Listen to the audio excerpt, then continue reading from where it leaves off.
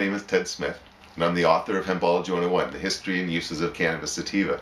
We're making a series of videos that will help you learn more about the history of cannabis and what I've written about in my book here.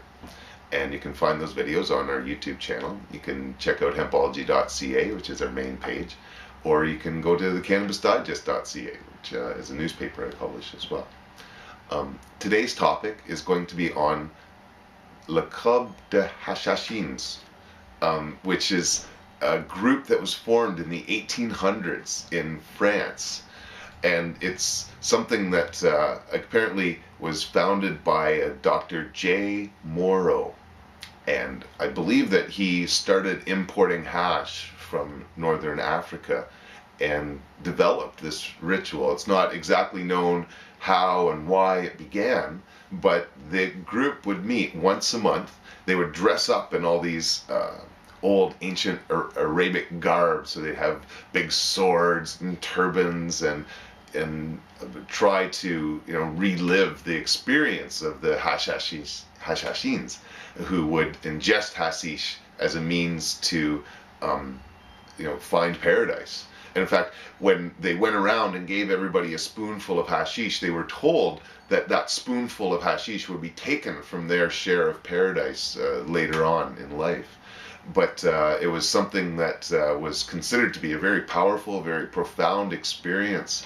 And some of the greatest writers of the 1800s participated in this and became, devout members of this club, which I think was around the 1800s. It lasted for several decades that it went on, and there's a lot of famous people that became a part of it. One of them, probably one of the most famous, is Aleister Crowley, who is very misunderstood in some ways, but he wrote a book, The Psychology of Hashish, which talks quite a bit about these experiences of ingesting, fairly large amounts of hashish. Certainly Aleister in his lifetime did much more than that. But he was one of many that were intrigued by this club de Hashischins. I'm not exactly sure why or even if the club stopped meeting. It may very well be that there is such a group that continues to meet. It's quite secretive in the way that it operated, in large part because of the pressures of the Catholic Church. Although, there was obviously a time period that those pressures diminished so that the club could feel safe to operate more openly without persecution. But they had to go underground, I believe, earlier in the 1900s when the use of drugs was not tolerated as openly. But in the 1800s, as you can see in research, a lot of things were a lot more available. We had, opium and cocaine and cannabis in all sorts of concoctions that were being sold as medicines. And so that was the day of snake oil medicine, to be sure, when most things could be sold quite easily unregulated. And all these plant medicines were very popular.